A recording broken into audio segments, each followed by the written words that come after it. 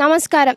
NHAIയുടെ നവീകരണവുമായി ബന്ധപ്പെട്ട് അശാസ്ത്രീയമായ ഓട നിർമ്മാണമാണ് കേരളത്തിൽ നടന്നുകൊണ്ടിരിക്കുന്നത്. അതിൻ്റെ ഭാവി ബുദ്ധിമുട്ടുകളും വരും തലമുറ അനുഭവിക്കാൻ പോകുന്ന കഷ്ടതകളുമാണ് സമുദ്ര വിഷൻ ചൂണ്ടിക്കാട്ടുന്നത്. കേരളത്തിൽ മാത്രമല്ല, ഇന്ത്യയിൽ മൊത്തത്തിൽ NHAIയുടെ വികസന മാതൃക പണി പാളിയിരിക്കുകയാണ്. NHAI നിർമ്മാണ പ്രവർത്തനങ്ങളിലൂടെ ജനങ്ങൾക്ക് വമ്പൻ പണിയാണ് കിട്ടിയിരിക്കുന്നത്. നാടിൻ്റെ വികസന പദ്ധതിക്ക് മുൻതൂക്കം നൽകുമ്പോൾ കൃത്യമായ കണക്കുകളോ സ്ഥലം എടുക്കുമ്പോൾ കൃത്യമായ അളവുകൾ എടുക്കാതെയോ ആണ് നിർമ്മാണം നടത്തിപ്പോകുന്നത്.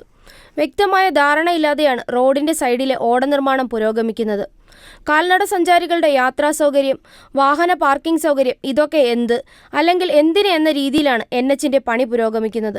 കണക്ക് പ്രകാരം ഓട നിർമ്മാണം പൂർത്തിയായ ശേഷം അതിൻ്റെ സൈഡിൽ 1.5 മീറ്റർ 50 സെൻറ്റിമീറ്റർ സ്ഥലം വേണം.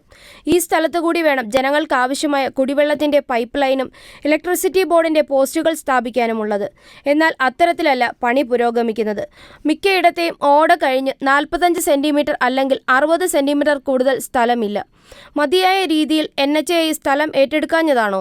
അതോ വികസനം വരുമ്പോൾ ജനങ്ങൾക്ക് കുടിവെള്ളവും ഇലക്ട്രിസിറ്റിയും ഗ്യാസ് കണക്ഷനും ഒന്നും വേണ്ടെന്നാണോ?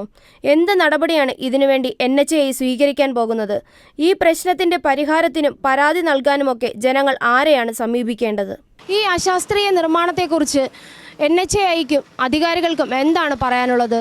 ഈ വിഷയത്തിൽ ജനങ്ങൾക്കും പ്രതികരിക്കാം. കമൻറ്റുകളായി രേഖപ്പെടുത്തുക നിങ്ങളുടെ അഭിപ്രായങ്ങൾ. ക്യാമറാമാൻ വിഷ്ണുവിനോടൊപ്പം റിപ്പോർട്ടർ സമുദ്ര വിഷൻ.